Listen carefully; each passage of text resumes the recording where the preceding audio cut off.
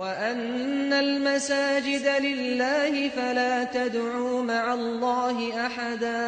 Elhamdülillah, və salatu və salamu alə məllə nəbiyyə və dəmədə. Selamu aleykum və rəhmətullah və bərəkatuhu. Deməli, elhamdülillah, biz deməli, şurutu salə, arkanı və vacibat və risaləsini oxumaqda davam edirik və keçən məclisimizdə Fatihəni bitirdik və sonra rükudan danışdıq və rükudan qalxmaq, o da rükunlardandır və sonra həmçinin səcdədən danışdıq. Qeyd etdik ki, səcdə nə vaxt sayılır? O vaxt sayılır ki, 7 dənə əza səcdədə olanda səcdə sayılır. Yəni, qeyd etdik ki, alın deyəndə burun da dəyməlidir yerə. Və sonra buyurur ki, vəl-i'tidalu minhu. İ'tidalu minhu, yəni səcdədən qalxmaq. Sonra vəl-cəlsatu beynə səcdəteyn, yəni iki səcdə arası oturmaq. Və qeyd edib oturmağı ne üçün oturmalısan? Yəni, belə şey olmasın da, elə vəziyyət olmasın ki, oturan sayılmayasan. Yəni, söhbət gedir tələsməmək. Və dəlilu qavluhu ta'ala. Və dəlilu qavluhu ta'ala. Allah Teala dəlil də budur ki, Allah Teala buyurur ki, ya eyyuhellezine amenu ruk'u vescudu. Allah Teala buyurur ki, ey iman gətirənlər, rükû edin və səcdə edin. Vəl hadisu anhu sallallahu əleyhi və səlləm umirtu an əscuda alə səb'ati a'zum. Yəni həmçinin hədisi qeyd edir ki, Şeyx rahimehullah mənə əmr olundu ki, 7 əza üzərində səcdə eləyim. Və sonra rükunlardan buyurur ki, və tamaninatu fi cəmi'il əf'al. Həmçinin rükunlardan biri budur ki, təmanina. Təmanina yəni tələsməmək, aramla qılmaq. Yəni, bu bəzi adamlarda görürsən, tələsirlər. Tələsirlər və rükun haqqın vermirsən, səcdən haqqın vermirsən, qiraatin haqqın vermirsən, olub elə sözləri tam deməyəsən. Və sonra buyurur ki, və tərtibu beynəl ərkən. Ərkanlar arasında, rükunlar arasında tərtibə fikir vermək lazımdır. Yəni, ardıcıllıq. Yəni, tərtib. Yəni, Peyğəmbər sallallahu əleyhi və səlləm necə deyib və qılıb. Çünki biz namazı Qurandan yox, hədisdən götürmüşük. Bəli, kökü Qurandır. Kökü Qurandır. Amma necəliyi hədislərdə gəlib, Peyğəmbər sallallahu əleyhi və səlləm hədislərində və o hədislərdən də alimlər rahatlaşdırıb bizə o qaydaları çıxardıblar. Ya Quran hədisdən, ya hədislərdən, ya Qurandan. Yəni, fərqi yoxdur bizim üçün. Bizim üçün Quran və hədis eynidir, dəlil gətirməkdə. Baxmayaraq, bəli, Quran üstündə hədisdən, çünki Quran Allahın kəlamıdır. Hədis isə Peyğəmbər sallallahu əleyhi və səlləm sözü. Amma dəlil gətirməkdə, əhkamlarda, baxmaqda, qayıtmaqda ikisi də bizim üçün eynidir. Çünki biz görürük ki, Allah Subhanahu taala Quranı ayırmayıb hədisdən. Xüsusən elə məqamlar var ki, məsələn, Allah Subhanahu taala buyurur ki, "Və in tanaza'tum fi şey." Əgər bir qarazın arasında ixtilaf eləsən, "Farudduhu ilallah." Qaytarın onu, yəni həll eləyin onu ixtilafı. Allah necə deyib? "Və Rasul." Rasulullah. Yəni göndərir Rasulullaha. Allaha, yəni onun kitabına. Rasulullaha sağlığında özünə, dünyasını dəyişəndən sonra kəlamına, sözlərinə, hədislərinə. Və sonra buyurur ki, və dəlilu hədisul musi salatuhu an Əbi Hüreyrə. Bu musi salatuhu Əbu Hüreyrədən bu məşhur hədisdir. Musi, yəni səhv eləyən də namazda. Nə qədər indi çoxdur səhv eləyənlər. Nəinki hərəkətlərdə, hətta qiraətlərdə zadda. Ola bilər biri, məsələn, neçə illər namaz qılsın, lakin səhvlə qılsın. Hamısı da səhv özündədir, ne üçün soruşmur, öyrənmir, qulaq asmır, oxumur. Bu da gətirir belə nəticələrə. Musi salat bu məşhurdur. Burada deyir ki, müəllif, və salatu an Əbi Hüreyrətə. Əbi Hüreyrətən gəlib ki, deyir, qal, beyləmə nəhnu cülusuna indən Nəbi sallallahu aleyhi ve sellem. Biz oturmuşduq Peyğəmbər sallallahu aleyhi ve sellem yanında.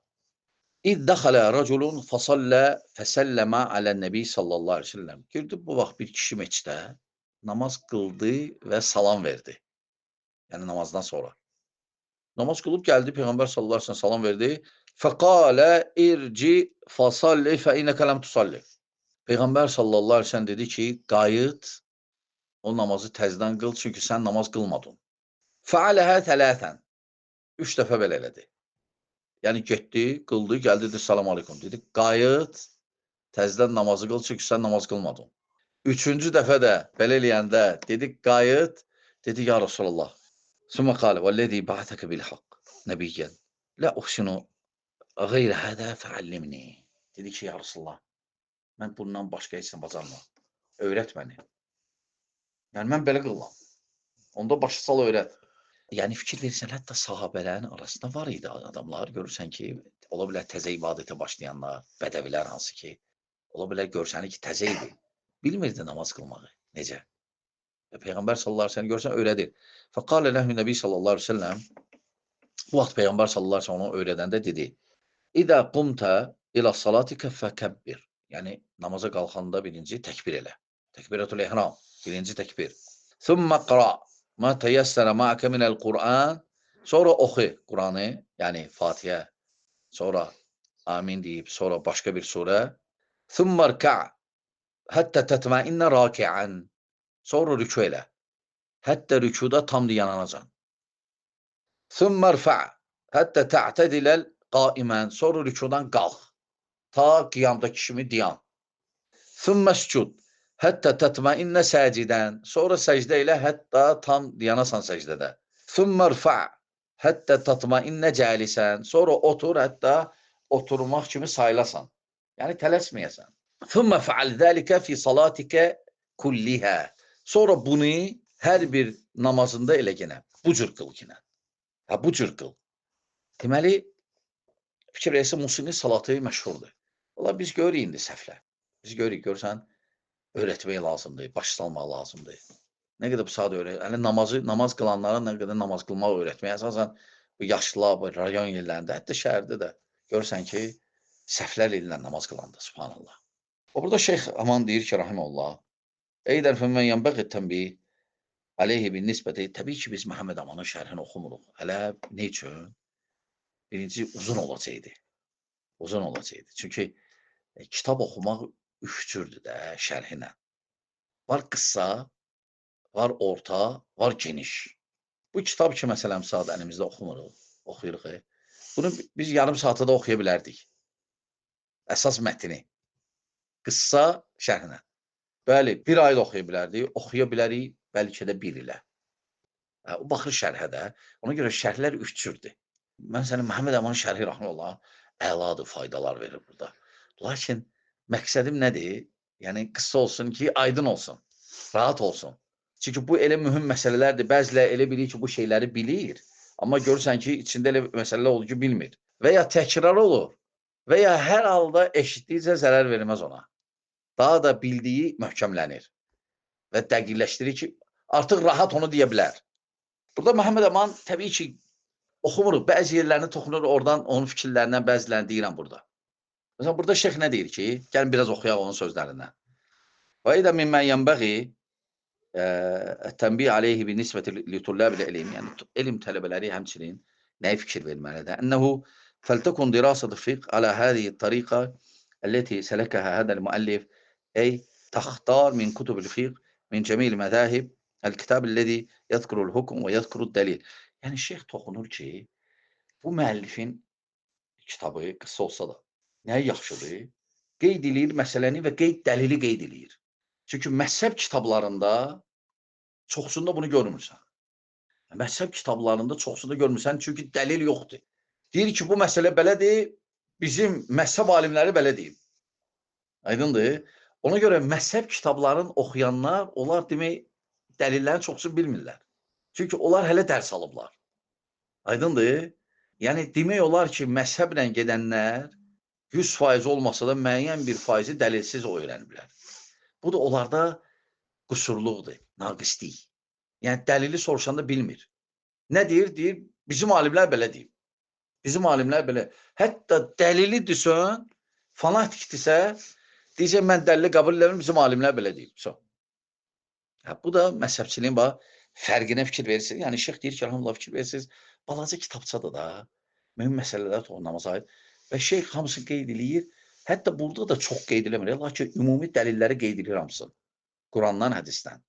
Sonra deyir, rahimullah, وَمَا إِذَا أَخَسْتَ كِتَابًا يَسْرُدُ الْأَرَى مِنْ أَلْفِهِ إِلَى يَائِهِ لَا تَجِدْ فِيهِ قَالَ اللّٰهُ أَوْ قَالَ رَسُولُ sallallahu aleyhi ve sellem بَلْ تَجِدْ هَكَذَا məzhəb. Yəni, çox məhzəb kitablarını oxuyanda görürsən ki, orada məsələyə gətirəndə demir, Allah və Rasulü belə deyib. Deyir ki, bizim məhzəbdə belədir. Bizim məhzəb alimləri belə deyib. Bir qeyd etdiyimi. Həqiqətə qaləl ashab. Hədə məşhur. Hədə məruf. Yəni, bu bizim məhzəbdə məşhur budur və ya bilinən budur. Hətta təntehi minəl kitab, hətta kitab qutarır, görürsən ki, əməli başa heç dəlil gəlmədi heç yanına.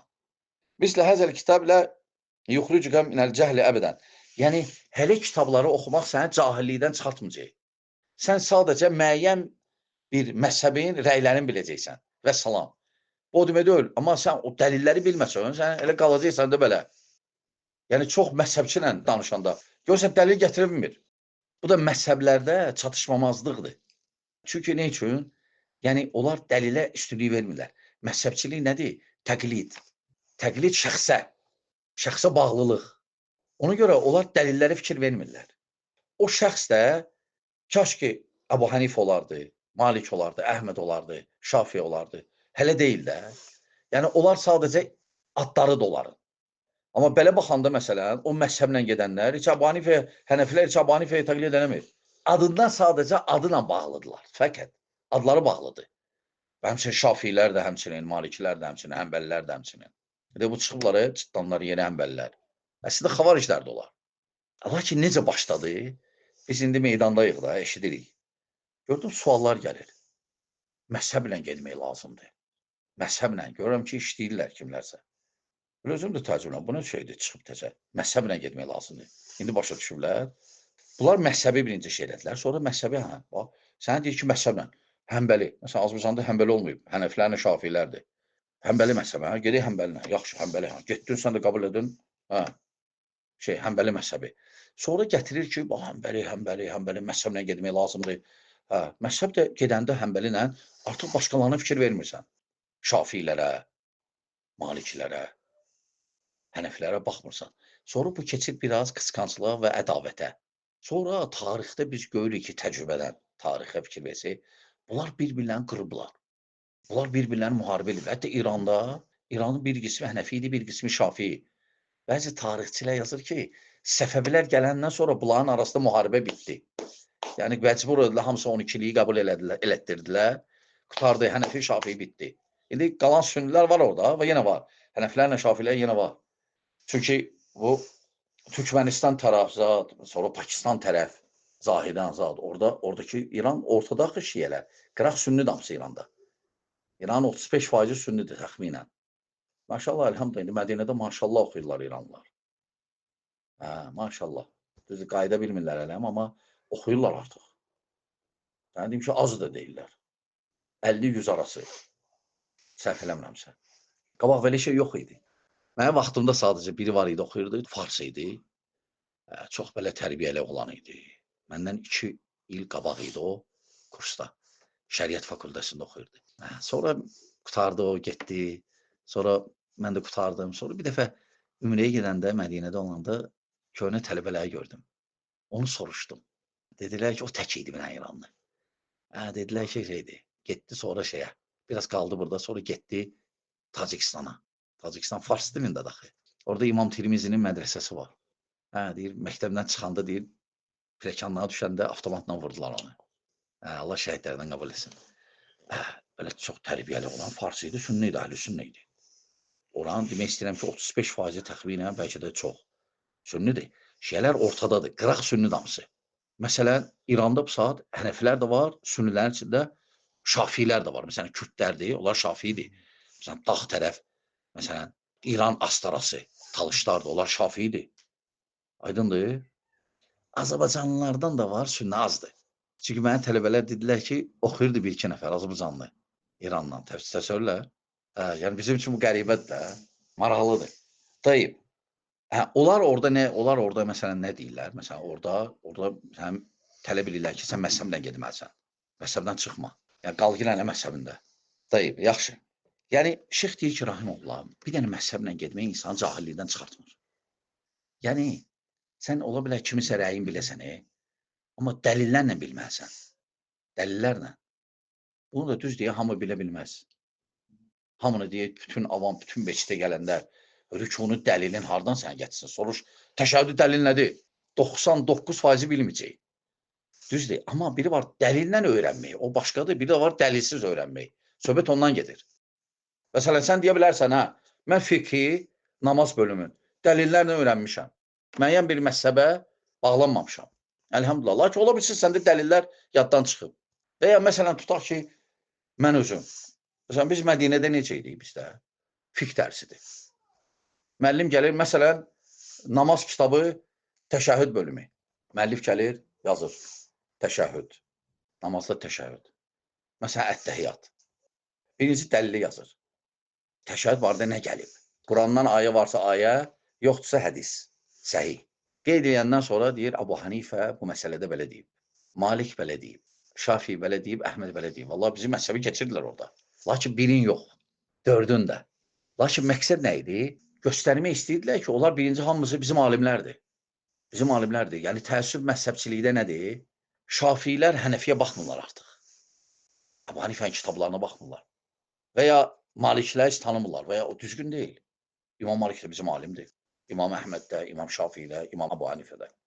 Və əcaib rivayətlər uydururlar. Göy ki, İmam Şafi, Əbu Hanifə, rahiməllah, hicrətin 150-ci ilində dünyasını dəyişib. 150-də də İmam Şafi doğulub. Deyir ki, Əbu Hanifə ölməmişənizən Şafi çıxmırdı, yəni anasının bətnindən. 6 il qalmışdı və ya nə qədər anasının bətnində. Belə göpdur, bu idi göplamaq. O seyirli xalatdadır deyəsən. Deyir ki, əgər mənim sarayımda göpçular yarışı keçsəydi, yəqin ki, sən orada birinci yer tutacaqdın. Mən də səni sarayın ən birinci təlxəyə eləyəcəkdim. Sən göpla bax, yalana bax. Böyle ki, Şafii 6 il anasının bətnində olur ki, İmam Əbu Hanifə doğulsun, sonra mən gəlim. Çünki Əbu Hanifə dünyadadır, mən necə doğulum.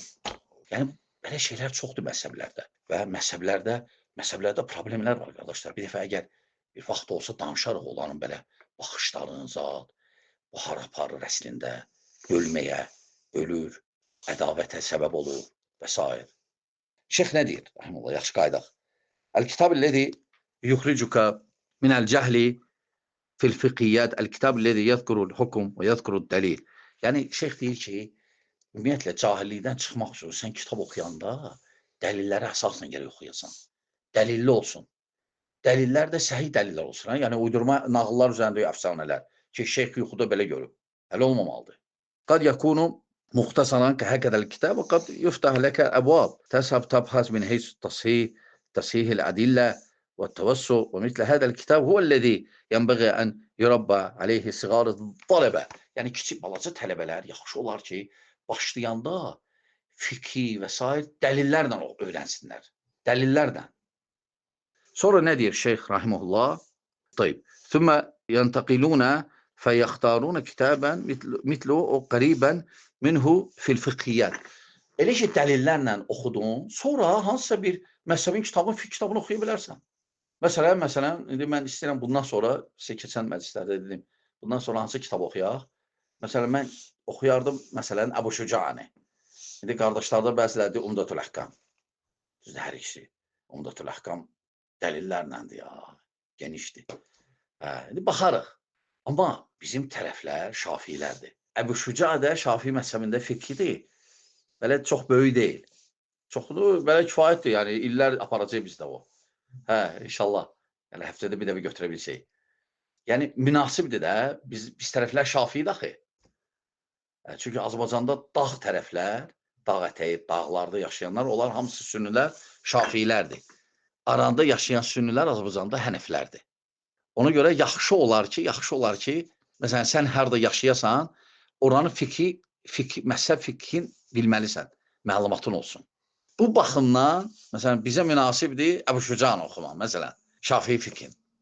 Məsələn, mən demirəm, Kitab-ül-Üm oxuyaq. İmam Şafii öz əlinlə yazıb. 8 cilddir, böyük. Allah bilir, qutaracaq yoxsa yox. Onsuz da yarısının həyatını yaşamışıq artıq. Allah qalanı salamat eləsin. Ona görə biz hələ yavaş-yavaş artıq balacalardan oxuyarıq, nə qədər oxuyarıq. Yəni, baxın yenə özünüz. Yəni, çünki bu kitab, bu risalə ola bilər gələn məclisdə bitirək. Ona görə. Burada şeyx çox danışır, hamısı faydalıdır. Allah ki, qaydaq təzdən kitabın özünə. Amma faydalıdır da. Faydalıdır. Qaydaq kitabın özünə. Yaxşı. Sonra şeyx deyir ki, və təşəhhüd. Rükunlardan da biri nədir? Təşəhhüd. Deməli, şeyx neçə dənə rükun demişdi şeyx? Namazlar. Rükunlar. 14 rükun. Rükunlar dedi 14'dür. Bu təşəhhüd artıq 11-cidir. Qalıb bundan sonra 3 dənə. 3 dənə. Yəni təşəhhüd 11, sonra ət-təhiyyat, salavat, bir də salam. 14 dənədir. Tayyib. Və təşəhhüdül əxir. Ruknun mafrud. Niçin əxir deyir? 3-4 rükətli namazlarda 2 dənə təşəhhüd var. Özünüz bilirsiniz. Deməli, 2 dənə təşəhhüd varsa, birinci o hökmü başqadır. İkinci axırıncı rükundur. Birinci isə nədir? Vacib. Yəni, onu tərk eləsən, səcdə-i səhv eləyə bilərsən. Amma axırıncını tərk eləsən, rükundur. Bir rükəti əlavə qırıb, sonra səcdə-i səhv eləyib salam verməlisən. Rükunla vacibin fərqi. Ona görə şeyh qeyd edir ki, axırıncı təşəhhüd rükundur. Rükunlar içində axırıncı təşəhhüd. Birinci yox. Bu da təbii ki, aiddir 3-4 rükətli namazlara və 2 rükətdə hətta. 2 rükətdə də axırıncı təşəhhüd vardır. Kəmə fil hadis ən İbn Məsudin radiyallahu anhu, necə ki hədisdə gəlib İbn Məsudun radiyallahu anhumanın, qalə kunna naqulu qablə ən yufrada aleynə təşəhhüd əssəlamu alallah min ibadihi, əssəlamu alə Cibril və Mikail və qalə nəbi sallallahu aleyhi və səlləm la təqulu əssəlamu alallah min ibadihi fə innallaha huvəs-səlam və lakin quluha. Deyir, təhiyyat, təşəhhüd hələ fərz olunmamışdı bizə. Biz təşəhhüdü başqa cür oxuyurduq. Başqa cür oxuyurduq ki, deməli, əssəlamu alallah min ibadihi, əssəlamu alə Cibril və Mikail və qalə nəbi sallallahu aleyhi və səlləm la təqulu əssəlamu alallah min ibadihi və sonra Peyğəmbər sallallahu aleyhi və səlləm dedi ki, elə oxumayun, Allah əssəlamu alallah, Allah'a salam olsun. Çünki Peyğəmbər sallallahu aleyhi ve sellem ki, Allah özü salamdır. Adlarından biri də salam. Sonra dedi ki, lakin deyin, qulu. Lakin qulu, deyin. İndi öyrədir səhih təşəhhüdü. Yəni, məşhur təşəhhüd budur. Ət-təhiyyatu lillahi və-s-salavatu və-t-tayyibatu əssəlamu aleykə əyyuhən nəbi və rəhmətullahi və barakatuh. Əssəlamu aleynə və alə ibadillahis-salihin. Əşhədu ən la ilahə illallah və əşhədu ənnə Muhammədən abduhu və rəsuluhu. Bu təşəhhüddür. Məşhur budur. Lakin bir neçə dənə də təşəhhüd var. Lakin yaxındır bir-birlərinə mənaları, tələffüzləri, ləfzləri. Ona görə hansını oxusun? Əsas nədir, qardaşlar? Əsas nədir? Səhih olsun. Ola bilər, bu daha məşhurdur. Lakin başqa cür təşəhhüd də var, başqa cür də var. Bəzi kəlmələrdə ola bilsin fərq olsun. Əsas odur, səhih olsun. Səhidsə və salam. Buna fikir vermək lazımdır. Deməli, burada deyir ki, وَمَنَ التَّحِيَّاتِ. İndi isə ət-təhiyyatı şərh eləyir şeyh. Fikir verirsiniz, necə oxunur ət-təhiyyat? Ət-təhiyyatu. Ət-təhiyyatu. Ət-təhiyyatu. Bizə çoxsu belə deyir. Yox, ət-təhiyyatu lillahi və-s-salavatu və-t-tayyibat. Əssəlamu aleykə əyyuhən nəbi və rəhmətullahi və barakatuh. Əssəlamu aleynə və alə ibadillahis-salihin. Əşhədu ən la ilahə illallah və əşhədu ən Muhammədən abduhu və rəsuluhu. Bu təşəhhüddür. Təşəhhüdün bir növü səhih. Sonra müəllif nə deyir? Deyir ki, mə'nə təhiyyət. Təhiyyət, cəmi'ut ta'zimət. Nəsə çox oldu. İnşallah qalsın gələnməsiz bizə. Çox oldu nəsə. Çox danışdıq. Allah subhanətələ bizə işli faydalardan etsin. Allah şeyxlərə rəhmət eləsin. Esselamu aleykum və rəhmətullahi və bərəkatuhu.